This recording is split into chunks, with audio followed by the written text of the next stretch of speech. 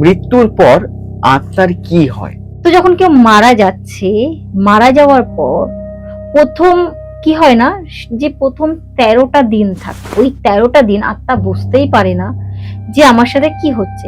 আমাদের মৃত্যুর পরে আমরা ভালো কর্ম করেছি না খারাপ করেছি তার বিচারটা কি করে? যমরাজ।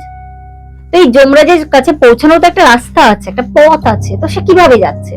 তো এই যে পথটাও ধরবে তার জন্যই প্রায় তার 13 দিন সময় লেগে যায়। ধরো একজন মানুষ মারা গেল, তো মারা যাওয়ার সঙ্গে সঙ্গে তো সে বুঝতে পারছে না যে আমি মরে গেছি। তখন কি করে, তার যে বডি বা সোল থাকে, প্রথমে না সে তার মধ্যে ঢোকার চেষ্টা করে। তো প্রথম কথা সে ঢুকতে পারলো না।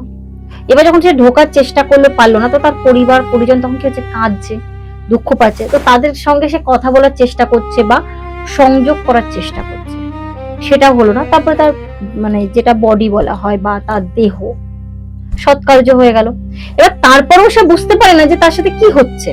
তখন সে তার পরিবারের সাথে মানে এই যে 13টা দিন মানে মধ্যে তার এই যে 3টে দিন তার বুঝতেই সময় লেগে যায় যে আমি মারা গেছি বা আমি পরিবারে আর নেই। তো এই 3টে দিন সে একটা ঘোরের মধ্যে কাটায় এবং সেই পরিবারের চতুর্দিকে ঘুরতে থাকে। এইবার এই যমলোকের যে যাত্রাটা স্টার্ট হলো, এটা টোটাল 45 থেকে 47 দিনে হতে পারে। এবার এই যে 45 থেকে 47 দিনের যাত্রাটা হচ্ছে, এইবার তার প্রত্যেকটা এক একটা কঠোর এবং ভীষণই কঠিন অধ্যায়ের মধ্যে দিয়ে তাকে যেতে হবে। এবং এই যাত্রাপথে বৈতরণী বলে একটা নদীও পড়ে, যেটাকে পার হতে হয়। গোটা জীবন এই জগতে থেকে একটা পরীক্ষার মধ্যে দিয়ে পার হতে হলো, আবার মৃত্যুর পরেও যে যাত্রাপথ সেটাও কঠিন পরীক্ষার মধ্যে দিয়ে পার হয়েছে। আত্মাকে মানে বলা হয় যে চক্রের মতো, মানে তুমি একবার জন্ম নিচ্ছ, জন্ম নেওয়ার পর তোমার সেই মানে কোন জন্মের পরে তুমি আবার সেই জীবনযাত্রা করছো, এবার তুমি কি জীবনে কর্ম করলে তার উপর বেস করে তোমার কিন্তু আবার মৃত্যু হচ্ছে, এবং সেই মৃত্যুর উপর বেস করছে কিন্তু তোমার নেক্সট জন্মের। এবার সেটা কি কেমন তোমার উপর নির্ধারণ। যদি তুমি সৎকর্ম করো 45 থেকে 47 দিনেই জনি পেয়ে যায়। আবার যদি কর্ম ভালো না হয় সেটা দীর্ঘমেয়াদীও হতে পারে বা নরক যন্ত্রণাদায়কও হতে পারে। অপঘাতে মৃত্যু হলে সেই আত্মার কি হয়?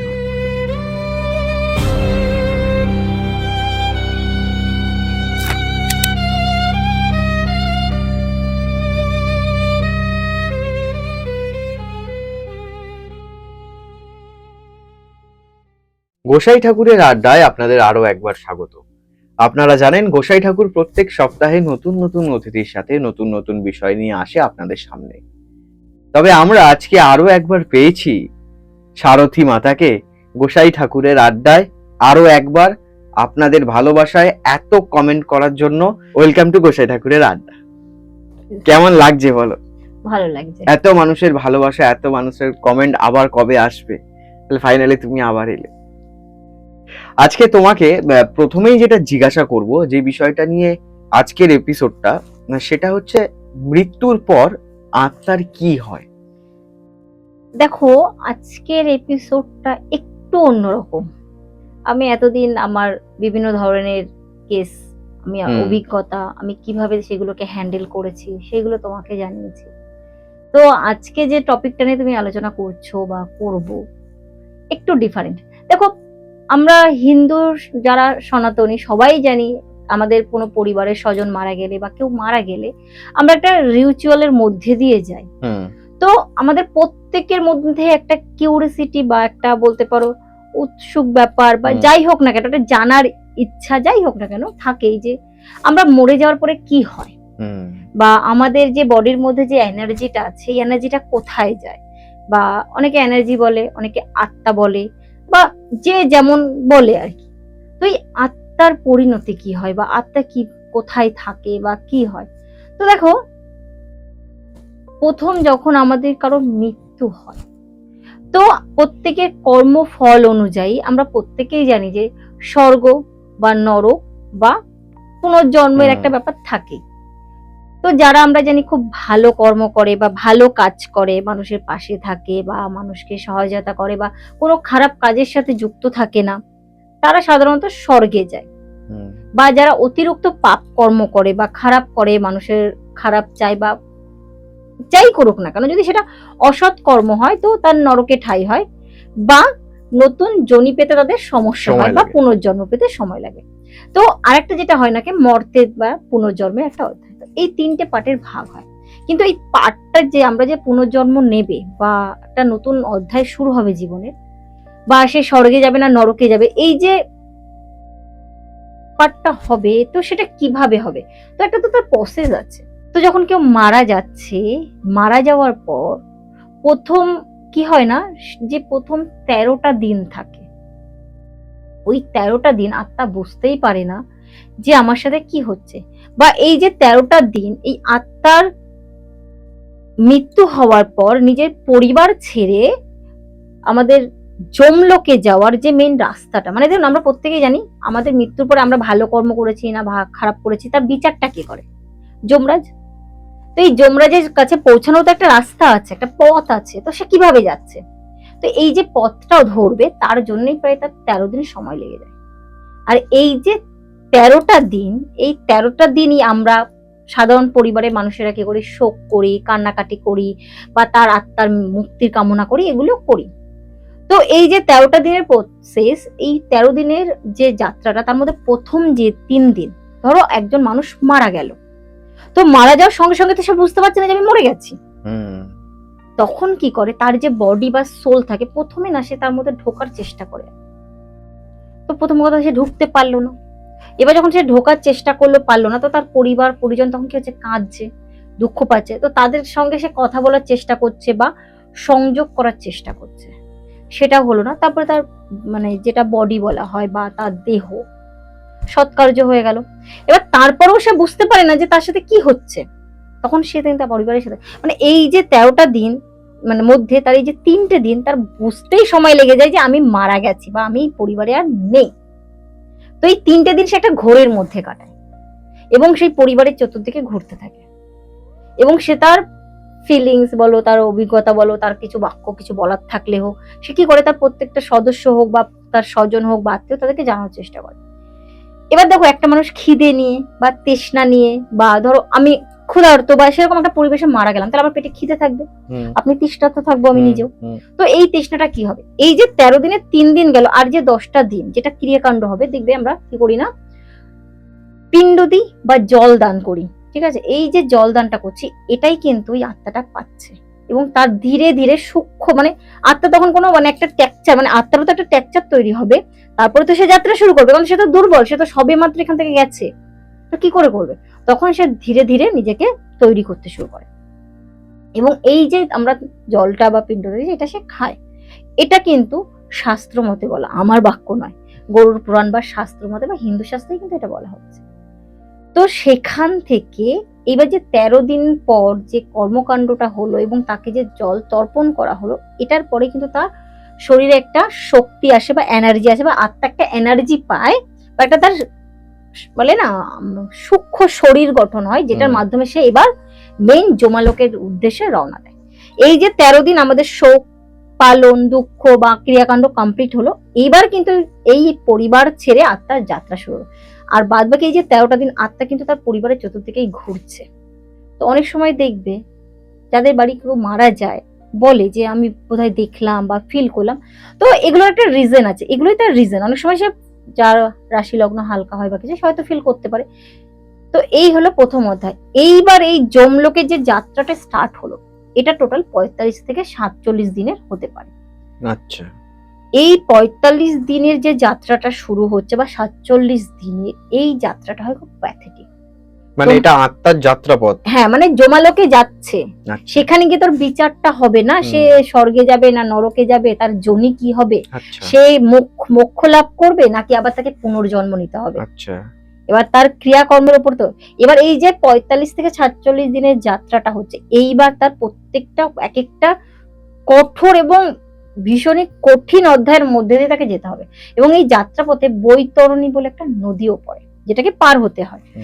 গৌড় পুরাণে এটাই বলা রয়েছে। তো এই যখন বৈতরণী পার হচ্ছে, তো যার যেমন কর্ম সেইভাবে সেই বৈতরণীর তৈরি হয়ে যায়। কখনো রক্তের নদী হয়ে যাচ্ছে, কখনো জলের নদী হচ্ছে, কখনো অমৃতের। এবার তার কর্মফলের উপর ডিপেন্ড করছে, এবং পার্ট বাই পার্ট সে এক একটা কঠিন অধ্যায়ের মধ্যে দিয়ে, এবং সেটাকে বলে না যন্ত্রণাদায়ক, মানে প্যাথেটিক যন্ত্রণার মধ্যে দিয়ে কিন্তু আত্মা তার যমলোকে পৌঁছায়, এবং সেখানে গিয়েই তার নির্ধারণ হয় সে কোথায় যাবে, স্বর্গে না নরকে, যোনি পাবে কি পাবে না। মানে গোটা জীবন যা এখানে তুমি কর্ম করছো। হ্যাঁ, মানে না, আমি বলতে চাইছি যে গোটা জীবন এই জগতে থেকে একটা পরীক্ষার মধ্যে দিয়ে পার হতে হলো, আবার মৃত্যুর পরেও যে যাত্রাপথ সেটাও কঠিন পরীক্ষার মধ্যে একদম। দিয়ে পার কারণ হয়ে যেতে হবে। আত্মাকে মানে বলা হয় যে চক্রের মতো, মানে তুমি একবার জন্ম নিচ্ছ, জন্ম নেওয়ার পর তোমার সেই মানে কোনো জন্মের পর তুমি আবার সেই জীবনযাত্রা করছো, এবার তুমি কি জীবনে কর্ম করলে হুম, তার উপর বেস করে তোমার কিন্তু আবার মৃত্যু হচ্ছে, এবং সেই মৃত্যুর উপর বেস করছে কিন্তু তোমার নেক্সট জন্মের। হুম, এবার সেটা কি কেমন তোমার উপর নির্ধারণ করে। যদি তুমি সৎকর্ম করো 45 থেকে 47 দিনেই যোনি পেয়ে যায়। আবার যদি কর্ম ভালো না হয় সেটা দীর্ঘমেয়াদীও হতে পারে বা নরক যন্ত্রণাদায়কও হতে পারে। আচ্ছা, এই যে যোনি পেয়ে যায়, এইটা কি মানুষ্য জন্মই হবে নাকি? না, একদমই না যে মানুষ্য জন্মই হবে এমন কোনো কথা নেই। যোনি পাওয়া মানে তোমার কর্মের উপর ডিপেন্ড করছে তুমি কি যোনি পাচ্ছ। সেটা মানব যোনিও হতে পারে, উদ্ভিদও হতে পারে, কীটও হতে পারে, মানে পশু পাখিও হতে পারে, যে কোনো যোনি। কিন্তু এটা তোমার কর্মের উপর ডিপেন্ড করছে তুমি কি যোনিতে যাচ্ছ। আচ্ছা, কারণ মানে আমরা শাস্ত্র মতে শুনেছি যে 84 লক্ষ যোনি পার করেই কিন্তু মানব জন্ম। মানব জন্ম। তাহলে সেই যোনিটা যতক্ষণ তুমি আবার ক্রস করছো বা তোমার কর্মের উপরে ডিপেন্ড করছে, আমি এই জন্মে মানব থেকেছি মানে নেক্সট জন্মেই যে মানুষ হয়ে জন্ম, এর কোনো মানে নেই। তোমার কর্মের উপর ডিপেন্ড করছে তুমি কি যোনি পাচ্ছ। ঠিক।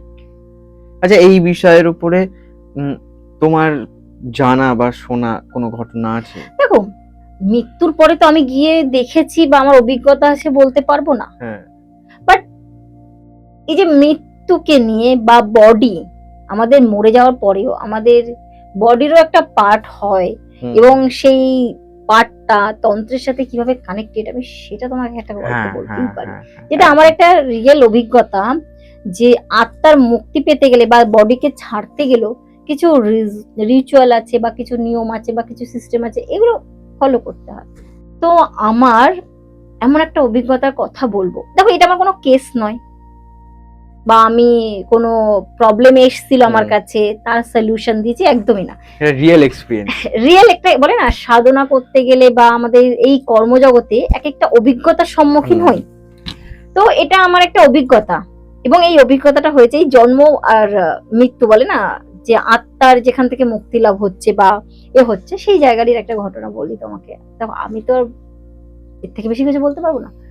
বিষ্ণুপুর শ্মশান নিশ্চয় নাম শুনেছো, এটা খুব মানে লোককথায় প্রচলিত খুব ডেঞ্জারাস একটা শ্মশান, যেখানে অনেক ভালো কর্ম হয়, আবার অনেক তান্ত্রিকদের কিন্তু খারাপ কাজও প্রচুর হয়। তো এই শ্মশানটাতে আমার বেশ কিছুদিন অনেক আগে থেকেই যাতায়াত আছে, কারণ আমি ওখানে ব্যক্তিগত নিজের কিছু কাজের জন্য যাতায়াত করি। তো আমি যে কথাটা বলছি বেশ কয়েক বছর আগের কথা বলছি। তো আমি নিজের কাজের জন্যই গেছি। তো আমার কিছু দরকার ছিল, তো ওখানে পরিচিত মানে ওখানকার যারা ডোম থাকে না, যারা আমাদের পরিচিত, মানে যেতে যেতে একটা হয় না পরিচিতি হয়ে যায়।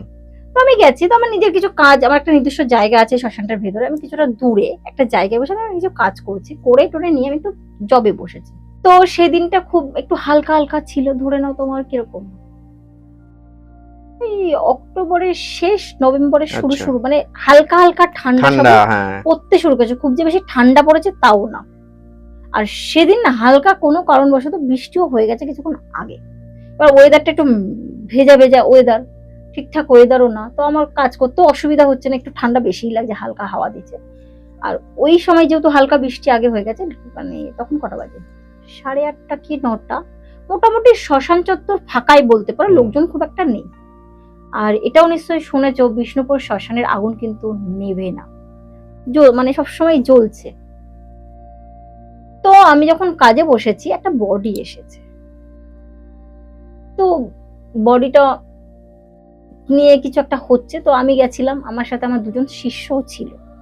তো ওরা যথারীতি কি হয় না, আমাকে গুছিয়ে টুছিয়ে একটু সাইডে গিয়ে, যেটা হয় আর কি, কতক্ষণ আর আমার সামনে বসে থাকবে, এটা ধৈর্য কুলায় না, ওরা একটু সাইডে গেছে, একটু ঘোরাঘুরি করছে।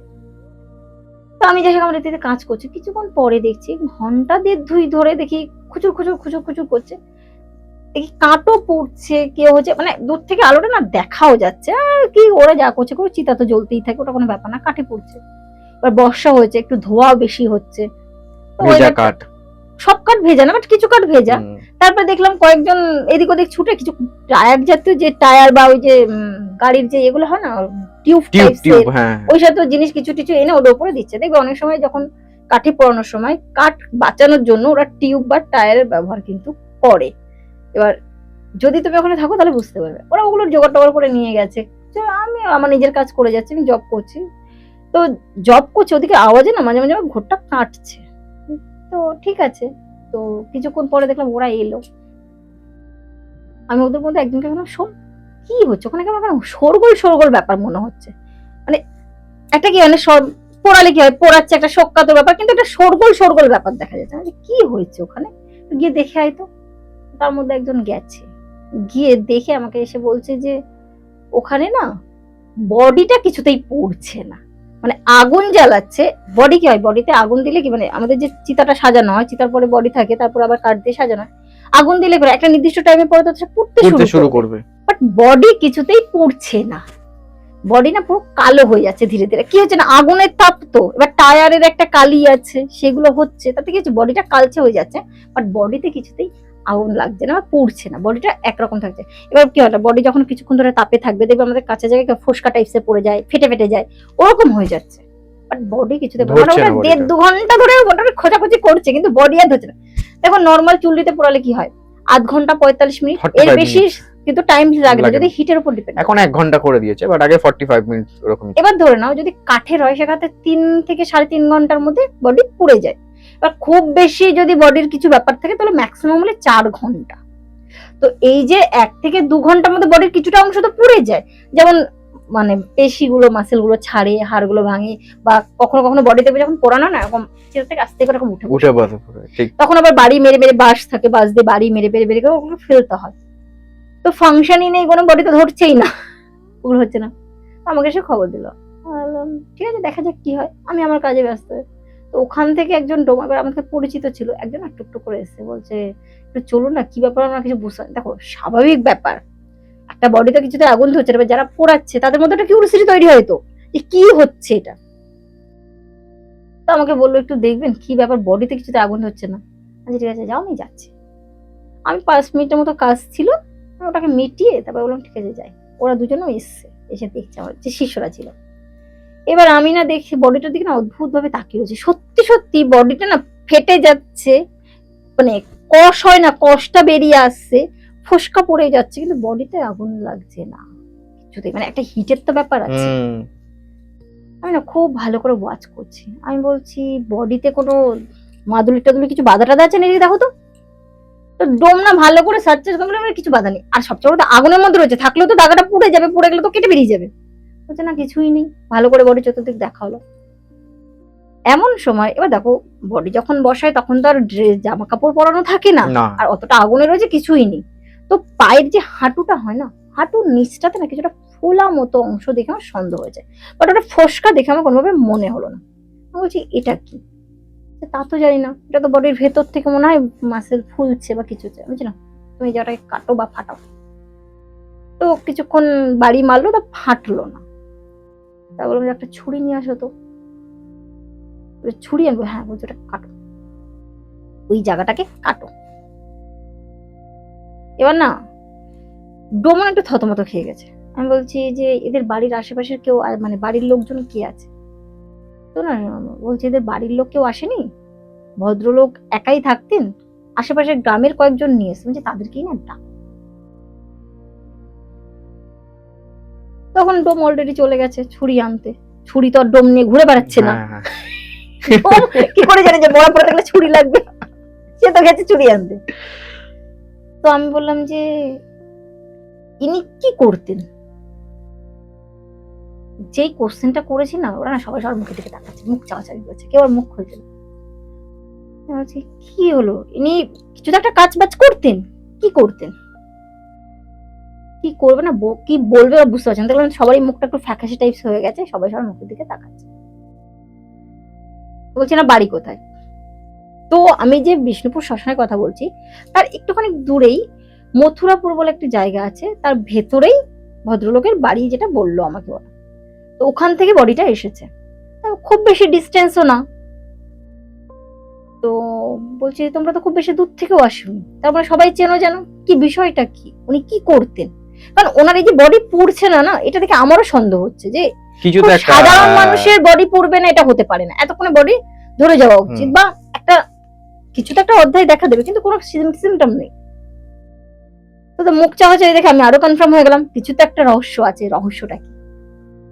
তখন বলছে উনি না ডাকাত ছিলেন এককালে, তো উনি ওটা ছেড়ে দেওয়ার পর একটু তন্ত্র মন্ত্র বা সাধনা টাধনা করতেন। ওনার পরিবার বলে কেউ নেই, যেহেতু উনি একা থাকতেন, তো উনি মারা গেছেন, তো কি করবো, আমরাই নিয়ে এসেছি। আমি তো তখন বুঝলাম গল্প তো কিছু একটা আছে, যেহেতু 1 নম্বর ডাকাত ছিল, 2 নম্বর হচ্ছে কি না উনি তন্ত্রের সাথে কানেক্টেড ছিল, কিছু তো একটা রহস্যের মধ্যে আছে। আমি আরো দৃঢ় বিশ্বাস হয়ে গেল এই ফোলা জায়গাটায় কিছু একটা সমস্যা আছে। এবার ডোমানা বলে দিদি কাটবো, এবার তার মধ্যে আরো 2 জন আমাকে একটু গুরুমা গুরুমা বলে। ও যেহেতু ছোট থেকেই দেখছে, ওকে গুরুমা বলতো না, দিদি দিদি বলতো, আর বাদ বাকি সবাই গুরুমা গুরুমা বলে। তো আমি বলছি হ্যাঁ কাটো। যখন কাটলো, মানে আমাদের কিছু কিছু জিনিস আছে তোমাকে এমন ভাবে করে দেওয়া হবে, তার মধ্যে কিছু প্রসেস আছে, কিছু সিস্টেম আছে, সেটাকে যদি তোমার বডিতে ঢুকিয়ে দেওয়া হয়, ওইভাবেই তোমার বডিতে স্টিল নাও থেকে যাবে, না পচবে, না গলবে, না নষ্ট হবে। একটা শিকড় বেরিয়ে এলো, ঠিক এরকম সাইজে, এরকম ধরো মোটা, বেশি মোটাও না, এই ফোলা জায়গাটা দিয়ে। হ্যাঁ, একটা শিকড় বেরিয়ে এলো যখন ও কাটছে। তো ওরা না একটু বাবা করে তাকলো, এটা কি করে বডির মধ্যে গেল? বললাম শিকড়টা আমার কাছে নিয়ে এসো। আমি যখন শিকড়টা দেখলাম, দেখে বুঝতে পারলাম শিকড়টা আসলে কি। শিকড়টা হচ্ছে শ্বেত মাকালের শিকড়। আচ্ছা, তুমি জানো কিনা জানি না, যদি কারোর বডিতে শ্বেত মাকালের শিকড় থাকে, বাট অরিজিনাল হতে হবে। এখন তুমি বিভিন্ন শিকড়ের দোকান বা এখানে ওখানে চলে যাবে, প্রচুর শ্বেত মাকাল গুলো পেয়ে যাবে, কিন্তু অরিজিনাল শ্বেত মাকাল, এবং তার একটা নির্দিষ্ট বয়স হতে হবে, এবং তার নির্দিষ্ট কিছু প্রসেসে তুমি যদি সেটাকে তুলে এনে তুমি ধারণ করতে পারো, তোমাকে যদি কেউ গুলিও করে, তোমার গুলি তো লাগবেই না, তোমার গায়ে আগুন টাচ করবে না, এমনকি কোনো পশু পাখি বা সাপও তোমাকে বিষ দেবে না, এতটাই পাওয়ারফুল। কিন্তু সেই শ্বেতমাকাল গাছটার একটা নির্দিষ্ট বয়স হতে হবে, একটা নির্দিষ্ট তিথি নক্ষত্র আছে, সেই তিথি নক্ষত্র ধরে তোমাকে ওই শিকড়টাকে উত্তোলন করতে হবে প্রসেসের মধ্যে দিয়ে। এবং যেহেতু উনি ডাকাত ছিলেন, এটা উনি জানতেন, উনি কিছু প্রসেসের মাধ্যমে ওটাকে ওই হাঁটুর নিচে চিরে বা অপারেশন করে, যেভাবেই হোক তখনকার প্রসেস অনুযায়ী উনি ওটাকে সেট করে রেখেছিলেন, যে কারণে ওনাকে কেউ কোনোদিনও মারতে পারবে না। মানে কি, যদি কেউ ধরা পড়ে গেল, গুলি করতে চাইলো বা পুলিশ ধরলো, যাই হোক না কেন, ওনাকে কেউ ধরতে পারবে না, কোনোদিন উনি ধরাও পড়েনি কোনো জায়গায়। আচ্ছা, এর যেহেতু ওনার বডিতে ছিল, বডিতে তো আগুন টাচ করছে না, ধরছে না, ওই জন্য ধরছে না। তার মানে কি, যতক্ষণ না বডি পড়ছে, তাহলে আমরা সবসময় বলি যে অলৌকিক কিছু নেই বা কিছু ঘটনা নেই, এটা আমার লাইফে ঘটা একটা রিয়েল ঘটনা, এবং চোখে দেখা। এবং একটা শ্বেতমাকাল অরিজিনাল কিনা, দেখো শ্বেতমাকাল, এবার আমি বলে দেবো, আমাকে অনেক কথা শুনে এবার শিকড় থেকে কোন একটা জায়গা থেকে কিনে নিয়ে এসে বলবে এটা শ্বেতমাকাল কিনা, এবার সে বুঝলো না, এবার যদি করে নেয়, তাতে যদি রেজাল্ট নয়, তখন বলবে তো আমি মিথ্যা কথা বলেছি। বাট শ্বেতমাকাল বুঝবে কি করে এটা যে শ্বেতমাকাল? তো আমি ওটা বোঝার জন্য, এটা শ্বেতমাকাল কিনা আমাকে নিজে তো কনফার্ম হতে হবে। আমি তখন বললাম তোমরা একটা কিছু নিয়ে এসো, কুমড়ো বা লাউ, তো বা কিছু তো ছিল না, তো আমি ওখানে একটা ভোগ দেওয়ার জন্য কিছু কাঁচা সবজি টবজি রেখেছিলাম, তো বললাম ওখান থেকে একটা বেগুন নিয়ে, বেগুনটা মধ্যে ঢুকিয়ে দেবো, এটা রেখে দে, কালকে সকালে দেখবি তোর কি অবস্থা হয়। তো যাই হোক, সেটাও রেখে দিয়েছিল ওটা চেকিং এর জন্য। তো আমি বলেছিলাম দেখার পরে কোন একটা চিতার মধ্যে এটা দিয়ে দিবি, কিন্তু রাখবি না, কারণ ওটা রয়ে গেল তো আবার বিপদ, ওটাকে আমি বলে দিয়েছি। তো যাই হোক, তো তোমার যদি কখনো শ্বেতমাকাল আদৌ অরিজিনাল বোঝার জন্য কোনো একটা আস্ত টাটকা ফল নেবে বা সবজি নেবে, তার মধ্যে ঢুকিয়ে দেবে, ও 24 ঘন্টার মধ্যে না সেই পেতে পচা যেটা হয় না, ওরকম ভাবে পচিয়ে দেবে ফলটা, পুরো ফল। সেটা চাল কুমড়ো হোক, কুমড়ো হোক, লাউ হোক, যে কোনো সবজি হোক বা যে কোনো ফল হোক না কেন, এতটা পাওয়ারফুল যদি অরিজিনাল তোমাকে বুঝতে হয়। যদি দেখো কোনো একটা কিছুর মধ্যে ওটাকে ভিতরে ঢুকিয়ে দিলে, তারপর 24 ঘন্টার মধ্যে পুরোটাকে পচিয়ে দিচ্ছে, মানে যেটা পচারই কথা না, কিন্তু পুরো পচিয়ে দেবে, কিচ্ছু থাকবে ওর ভিতরে। তারপর শ্বেতমাকাল। তো ঘটনা যখন পরের দিন দেখলাম, নিজে কত কনফার্ম হতো শ্বেতমাকালই কিনা ওটা, তো দেখলাম হ্যাঁ পুরো বেগুন পুরো পচে করে ঘল ঘল প্যাকটা করতে চাই, বললাম একদম খাঁটি জিনিস ফেলবে, পরের দিনকে ফেলে দেয়। তো আমার লাইফে দেখা আচ্ছা, তারপর বডিটা পুড়লো? যেই ওটাকে বের করা হবে বডি ধাও ধাও করে ধুয়ে গেল, কোনো প্রবলেম হয়নি বডিতে আর। আচ্ছা, এবার আমি তোমাকে যেটা জিজ্ঞাসা করব সেটা হচ্ছে, অপঘাতে মৃত্যু হলে সেই আত্মার কি হয়? দেখো, আমি এতক্ষণ তোমাকে যেটা বললাম নর্মাল মৃত্যু, বা তারপর একটা তোমাকে বললাম আমার লাইফের অভিজ্ঞতা, যাই হোক, তুমি এটা খুব ভালো প্রশ্ন করেছো। অনেকেই দেখবে যখন আমাদের জীবনেরও প্রচুর সমস্যা আছে, প্রচুর ঘাত প্রতিঘাত, ভালো লাগা মন্দ লাগা, অভিমান রাগ, অনেক কিছু আছে। অনেক সময় দেখবে আমরা যখন নিতে পারি না নিজেদের মানে মানসিকতাকে আর কন্ট্রোল করতে পারি না, নিজেদের ধৈর্যটাকে ধরে রাখতে পারি না, তখন আমরা কি করি, সাধারণ অবস্থায় ভাবে মরে যাওয়া ভালো। দেখবে কথায় কথায় কোনো ঝামেলা, ধরো পরিবারে কারো ঝামেলা হচ্ছে বা কোনো অশান্তি হচ্ছে বা বিবাহিত জীবনের সমস্যা হচ্ছে, এক্সাক্টরা যাই হোক না কেন, আমরা কি করি, মরে যাব, চলে যাব, ছেড়ে যাব, এগুলো ভাবি। অনেক সময় দেখবে অনেকে অপঘাতে মানে আত্মহত্যা বা সুসাইড করেই নেয়। হুম। আবার দেখবো অনেকে রাস্তা পথে যাচ্ছে, সে হয়তো জানেই না, অনেক স্বপ্ন নিয়ে, অনেক আশা নিয়ে, অনেক আকাঙ্ক্ষা নিয়ে যাচ্ছে, কোনো অ্যাক্সিডেন্ট হয়ে গেল, মারা গেল। অনেকে দেখবো আবার অনেক সময় তীর্থ করতেও কিন্তু গিয়ে মানে হঠাৎ করে অ্যাক্সিডেন্টলি মারাও যায়। তাহলে তারা তো একটা স্বপ্ন নিয়ে গেছে, তাদের একটা ইচ্ছা ছিল, তো সেটা পূরণ হয়নি। বা কেউ খুব বেশি মানে ক্লান্ত হয়ে বা জীবনের সমস্যায় জর্জরিত নিতে না পেরে সুসাইড করে নিচ্ছে, বা অপঘাতে মৃত্যু হচ্ছে, বা আত্মহত্যা করে ফেলছে। তো এই আত্মহত্যা হওয়ার পরে সে আত্মা তো ওখান থেকে বেরিয়ে যাচ্ছে বডি থেকে, তো তাদের কি পরিণতি হয়? দেখো, এটা শুনলে না, যদি সাধারণ মানুষ এইটুকু অভিজ্ঞতা থাকে তাহলে কেউ সুসাইড বা আত্মহত্যা করবেই না, বা করা উচিত না। ধরো আমি একটা নির্দিষ্ট কর্ম নিয়ে এসেছি, বা আমার একটা নির্দিষ্ট কর্ম আছে যেটাকে আমাকে সম্পর্ক করতে হবে, মানে আমার একটা নির্দিষ্ট আয়ু আছে, সেই অবধি আমাকে বাঁচতেই হবে। আমি যদি তার আগে কোনো কারণে আত্মহত্যা করি বা সুসাইড করি, তাহলে কি আমি আমার কাজটা সম্পূর্ণ করতে পারলাম? না, তাহলে আমার কর্মটা কি ঠিক থাকলো? থাকলো না। তো দেখবে এই ধরনের যাদের মৃত্যু হয় বা যেসব জায়গাতে হয়, মানুষ দেখবে সেই সব জায়গায় গেলে কিছু কিছু মানুষ বলে ভয় পাচ্ছি, বা কিছু কিছু মানুষ পরিবারের লোকজন দেখবে থাকতেই পারে না, সেখান থেকে ছেড়ে চলে যেতে বাধ্য হয়, কারণ আত্মার মুক্তি ঘটে না। মানে একটু আগে বললাম যে স্বাভাবিক মৃত্যু হলে আত্মার তার জার্নিটা কেমন হয়, পাপ কোনো তাহলে মানে কি, তোমার আত্মার যে কর্মটা, যে আয়ুটা তোমাকে ভোগ করতে হতো, বা তোমার যে কর্মফল, হয়তো তুমি এরা আগে জন্মে, যেটা জন্মের কথা বলছিলাম, বা কোনো কারণে তুমি কিছু কর্মফল ভোগ করছো, তুমি সেটা নিতে পারলে না, সুসাইড করে নিলে, মানে আত্মহত্যা করে নিলে, তাহলে কি তোমার কর্মফলটা ভোগ করলে তুমি? তার আগে তো তুমি তার আত্মাকে তার ফল ভোগ করা থেকে বিরত করলে। এই যে বিরত করাটা, বা ধরো তার সেই আকাঙ্ক্ষাটা হলো না, তখন কি হয় না, সেই আত্মার মুক্তি তো দূরের কথা, এই যে আগে যে বলেছিলাম 47 দিনের জার্নি, তার থেকেও প্যাথেটিক হয়। প্রথম কথা, স্বাভাবিক মৃত্যু হলে মানুষের মধ্যে ভয়টা থাকে না। তোমার পাশের বাড়ি যদি কেউ অপঘাতে মৃত্যু হয় বা সুসাইড করে বা আত্মা, তো তুমি তার ধারে কাছে যেতে ভয় লাগবে না, কারণ মৃত্যুটার সময় তার চেহারা বডিতে একটা বিকট ভাবমূর্তি চলে আসে, এটা ভয়ানক, যেটা দেখলে এমনি লোকের ভয় লাগে, লাগে না? স্বাভাবিক মৃত্যুর ডেড বডি দেখবে আর অপঘাতে মৃত্যুর ডেড বডি দেখবে, দুটো আলাদা হয়। কারো যদি অ্যাক্সিডেন্ট হয়, তুমি হয়তো দেখা গেলো এমন ভাবে অ্যাক্সিডেন্ট, পা চলে গেল, মাথা চলে গেল, দেখতে বিভৎস হয়ে যায় না? তার মৃত্যুটাও ওদের বিভৎস। তাহলে তার আত্মাটা যখন বেরিয়ে যাচ্ছে, প্রথম লোক সেই কি দেখছে, তার বিভৎস চেহারাটা, এখান থেকে শুরু হয় সেই আত্মাটার যন্ত্রণা। ধরো আমি এখানে দাঁড়িয়ে রয়েছে, অথচ দেখছি আমার বডি ঝুলছে গলায়, তোমার কেমন লাগবে?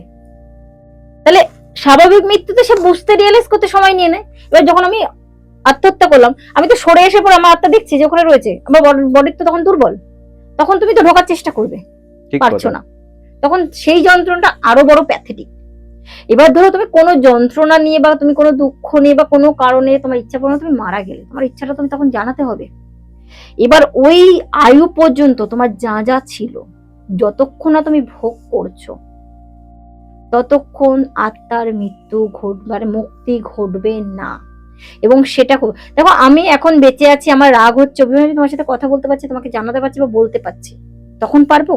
ডেফিনেটলি না। তখন তো আমি একটা মাধ্যম খুঁজবো যে আমাকে তো বলতে হবে, কারণ আমার তো মুক্তি হচ্ছে না। যে কারণে দেখবে অপঘাতে ম্যাক্সিমাম বাড়ি বা সুসাইডের বাড়িগুলোতে মানুষ থাকতে পারে না খুব ভাবে শান্তিতে। তো তখন কি করে, তারা একটা মাধ্যম খোঁজে। মাধ্যম মানে কি? শরীর, শরীর ছাড়া তো মাধ্যমহীন। ঠিক কথা। তখন সেই মানুষটা বা যার রাশি লগ্ন দুর্বল, বা যার প্রভাব কম, বা যার মধ্যে নেগেটিভিটি বেশি, তার উপর অ্যাটাক করার চেষ্টা করে। এই ঘটনাগুলো যখন, সে কিন্তু তাকে ক্ষতি করার জন্য বা তার খারাপের জন্য বলছে না, সে তার মুক্তির জন্য, বাঁচার জন্য। সে তো একটা ভুল করে এমনি এসে যন্ত্রণায় ভুগছিল, সেই যন্ত্রণা তো রয়েছে, তার সঙ্গে নরক যন্ত্রণা, মানে এর পরে যে জার্নিটা, নরকের জার্নিটা নিতে হচ্ছে তাকে। সে কোনোভাবে স্বর্গের জার্নি পাচ্ছে না। অপঘাতে মৃত্যু মানে স্বর্গের জার্নি, তোমাকে নরকের জার্নিটাই নিতে হবে। তাহলে সেটা আরো বেশি প্যাথেটিক। এবং সে তো সেই জায়গা থেকে, এবং যতক্ষণ না 13 দিনের ক্রিয়াকাণ্ড হলে কি হয়, তার তো যাত্রাটা স্টার্ট হয়ে যায়, তো তোমার তো আয়ু শেষ হয়নি, 13 দিনের কর্মকাণ্ড তো অনেক দূরের কথা। তাহলে তুমি ওই জায়গাটা থেকেই বেরোতে পারবে না, ওখানেই থেকে যাবে, এবং ওখানে বসেই ওই আত্মা কষ্ট পেতে শুরু করবে। এবার ধরো তোমার পরিবার যদি সেখান থেকে চলে যায়, তাহলে তো দেখতে পাচ্ছিল পরিবারকে, সে তো দেখতেও পাবে না, মানে আরো বেশি প্যাথেটিক। এবং তখন সে কি করবে, এবার যত তার কর্মর আয়ু বাড়বে, তার গ্রাউন্ড আস্তে আস্তে বড় হতে শুরু করবে। যে কারণে দেখবে প্রথম প্রথম যখন কেউ অপঘাতে মারা যায়, সেই জায়গাটা খুব মানে ভার, একটা অদ্ভুত পরিবেশ তৈরি থাকে, খুব খারাপ ভাবে যদি সে মারা যায়। তারপরে বছরের পর বছর গেলে ধীরে ধীরে ধীরে ধীরে মানে কি তার আয়ু বাড়ছে, তার মানে কি তার আত্মার ভোগের আয়ুটাও বাড়ছে, মানে এই নরক যন্ত্রণার থেকে কয়েক হাজার গুণ নরক যন্ত্রণা ওখানে গিয়ে। এবং তোমার আয়ুকাল যতক্ষণ না সমাপ্তি হচ্ছে তুমি ভুগছো, এবং তারপরে যদি তোমার কর্মফল ভালো থাকে তবেই তোমার জনি ভালো হলো, নলে নরক জনি অনিবার্য। আর নরক জনি এর থেকেও প্যাথেটিক বাজে, ভয়ঙ্কর ভয়ঙ্কর। আত্মার মুক্তি বা মোক্ষের কোনো ব্যাপার নেই এখানে। এর জন্য আত্মহত্যাকে মহাপাতকের কাজ বলে বলা হয়। বা অ্যাক্সিডেন্টেরও কিন্তু সেই একই ঘটনা ঘটে, কারণ তারও তো ইচ্ছা রয়ে যায়, তারও তো আরই রয়ে যায়। আচ্ছা, আমাদের গোসাই ঠাকুরের আড্ডার দর্শকরা যদি তোমার সাথে যোগাযোগ করতে চায়, স্ক্রিনে তো তোমার নাম্বার যাচ্ছে, এই নাম্বারে যোগাযোগ করার কি প্রসিডিওর আছে? যে নাম্বারটা দেখতে পাচ্ছি সেই নাম্বারেই ফোন করে যোগাযোগ করতে হবে, কারণ তুমি তো ভালো মতো জানো, আবার রিপিট করার দরকার নেই। প্রচুর চাপ থাকে আমার, আমি সবসময় ফোন ধরতে পারি না, বা রিসেপশনে যে থাকে সেও সবসময় ফোন ধরতে পারে না। তো যদি আমার সঙ্গে দেখা করতে হয়, তাহলে প্রথম থেকে আগে থেকে বুকিংটা নিতে হয়। আর বুকিং টাইম আমি আগেও বলেছি, সকাল 10টা থেকে 11টায়, এই 1 ঘন্টায়। বাট যেদিন আসতে চাইছে তার 2 দিন আগে বুকিং করাতে হয়। দিনের দিন বুকিং করে কাউকেই দেখা হয় না। অনেক সময় দেখবে অনেকেই ফোন করে যেটা করে না, দিদি একটু দেখুন যদি সম্ভব হয়, এটা পসিবল নয়, বুকিং ছাড়া দেখা হয় না। আর 2 দিন আগেই বুকিং হয়। আর আদার্স টাইমে ফোন করা মানে না পাওয়ার সম্ভাবনা। যদি কোনো কোয়ারিজ থাকে তো ওই টাইমটাই ফোন করে, আদার্স টাইমে ফোন করে কোয়ারিজ করতে পারে, বুকিং টাইমে একদমই নয়। আচ্ছা, এই তোমার দীর্ঘ এই সাধনার জীবনে এরকম কোনো অপঘাতের ঘটনা আছে, মানে অপঘাত হয়েছিল তারপরে তোমার কাছে এসেছিল, মানে সমাধানের জন্য পারছে না তার ফ্যামিলি, মানে ফ্যামিলির কেউ একজন অপঘাতে মারা গেছে, তারপর থেকে সেই ফ্যামিলি আর থাকতে পারছে না সেই বাড়িতে, বা এরকম কোনো ঘটনা? তুমি যেটা বলছো এরকম ঘটনার তো অনেক মানে অনেক অভিজ্ঞতা আমাদের আছে। তো আমি খুব বেশি দিনের অভিজ্ঞতার কথা বলছি না, ধরে নাও বছর 2 কি 2.5 আগের ঘটনা বলছি। তো ঘটনাটা হচ্ছে স্বামী স্ত্রী, দুটো ছোট্ট বাচ্চা রয়েছে, মানে খুব সাদামাটা ফ্যামিলি, মানে খুব বেশি না। কিন্তু ঘটনা চক্রে সেই ভদ্র মানে ছেলেটির বয়সও খুব বেশি হবে না, 32 বা 34 ম্যাক্সিমাম এজ হবে। মানে একটা ছোট্ট বাচ্চা, 2-3 বছরের বয়সের একটা বাচ্চা রয়েছে। খুব যে হাই ফাই ফ্যামিলি তাও না, একটু সাধারণ ফ্যামিলি ধরে নিতে পারো, মধ্যবিত্ত। তো এসছে যখন একজন বিধবা মহিলা, তার বয়স কত হবে ধরে নাও আমার কাছে এই 27 কি 28 বছর বয়স, একটা ছোট বাচ্চা কোলে নিয়ে আমার কাছে এসেছে। তো বিধবা মহিলা যা হয় আর কি, এখনকার মেয়েরা তো জানো সাধারণ। এবার বিধবা নিবাসী প্রথমে এটা বুঝতে হবে, যাই হোক আমাকে প্রথমে কিছু বললো না। তো আমি সব দেখলাম, দেখেটাকে বললাম যে কি হয়েছে, তখন বললো যে দেখুন আমার অন্য কোনো প্রবলেম নেই, আমার মেইন কথা হচ্ছে আমরা বাড়িতে কেউ থাকতে পারছি না। নিজে থেকে বলা শুরু, মানে আমাকে বলার সুযোগই দিল না। আমার হাজবেন্ড মারা গেছেন, তো একটু আমার বাড়িটা দেখবেন, বাড়িতে খুব প্রবলেম হচ্ছে। তো যাই হোক আমি ছকটক গুলো দেখলাম, তো দেখলাম যে অর্থনৈতিক অবস্থা খুবই খারাপ। তো বলছে দিদি আমার তো খুব বেশি পয়সা নেই, আমি তোমাদেরকে নিয়েও যেতে পারবো না। ঠিক আছে চলো। বলছে যত দিন যাচ্ছে আমরা বাড়িতে থাকতে পারছি না, মনে হচ্ছে যেন আমাদের পেছনে কেউ দাঁড়িয়ে রয়েছে, কিছু একটা হচ্ছে। হঠাৎ হঠাৎ করে ঘরটার মধ্যে পুরো গন্ধ হয়ে যাচ্ছে। আমার ছেলে মাঝে মাঝে দেখে হাসছে, আবার বলছে আসো আসো আসো, এরকম করে কাউকে ডাকছে। বলছি যে কি হয়েছিল, বলে আমরা বুঝতে পারছি না, আপনি একবার এসে দেখুন। বললাম আপনার হাজবেন্ড কিভাবে মারা গেছে? বলে হাজবেন্ড তো মারা গেছে, উনি সুসাইড করেছিল। আর সুসাইড সম্পর্কে তো আমাদের আইডিয়া রয়েছে। বলছি কোথায় মারা গেছিল? বলছে বাড়িতেই গলায় দড়ি দিয়ে উনি মারা গেছেন। বলছি বাড়িতেই মারা গেছেন? কতদিন আগে? বলছে ম্যাক্সিমাম 2 থেকে 2.5 মাস হবে, বাট মারা যাওয়ার 10-15 দিন আমরা কিছু বুঝতে পারিনি। 15-16 দিনের পর থেকেই একটা অদ্ভুত স্মেল বেরোতে শুরু করছে, মানে সিগারেট খেলে যেরকম একটা গন্ধ বের হয় না, সিগারেটের গন্ধ আসছে মাঝে মাঝে ঘর থেকে, অথচ কেউ সিগারেট খাচ্ছে না, বাজে বাজে বাচ্চাটা ডাকছে, মানে এরকম ধরনের অদ্ভুত অদ্ভুত প্রবলেম দেখা যায়, মনে হচ্ছে যেন আমার পেছনে কেউ দাঁড়িয়ে রয়েছে, এরকম ধরনের একটা প্রবলেম। বাট আমি কাউকে দেখতে পাচ্ছি না, কাউকে ধরতে বুঝতে পারছি না, বাট কেন হচ্ছে কিছু বুঝতে পারছি না। বাট আমার মা ছিল এখানে, আমার মা অসুস্থ হয়ে যাচ্ছে, বাচ্চাটা আস্তে আস্তে অসুস্থ হয়ে যায়, আমারও একটা অস্বস্তিকর পরিবেশ ফিল হচ্ছে, মানে আমিও যেন ধীরে ধীরে ধীরে ধীরে আমার চেহারা ভাঙতে শুরু করেছে।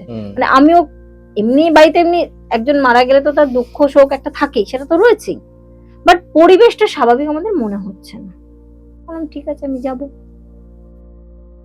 তো যাই হোক ওদের অবস্থা দেখে আমি কিছু বলিনি, আমি গেছি। তো পুরো বাড়িটা যখন দেখছি, বাড়িটার মধ্যে না অদ্ভুত একটা ফিলিংস।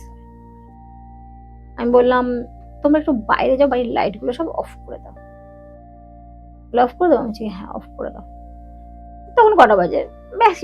ম্যাক্সিমাম হলে 2:30 থেকে 3টে, দুপুরবেলা থেকে গেছে, দিনের বেলায় তো চতুর্দিকে আলো, ঘর তো পুরো অন্ধকার নয়। আমি জানতাম না কোন ঘরে মারা গেছে। তো আমি যে ঘরে দাঁড়িয়ে সবাইকে বের করে দিতে বললাম, দেখলাম সবার মুখে থেকে তাকিয়ে পড়েছে, মানে সবাই বাইরে যায়। কিছুক্ষণ পরে আমি কিছু জিনিস দেখলাম। আমি যখন ঘরটার মধ্যেই রয়েছি, আমি যখন চেক করছি, একসাথে 7-8টা যদি তুমি সিগারেট ধরাও, যে টাইপস এর গন্ধ হয়ে যাবে না পুরো ঘরটা, কয়েক সেকেন্ডের মধ্যে ওরকম বিভৎস সিগারেটের গন্ধে ভরে গেছে।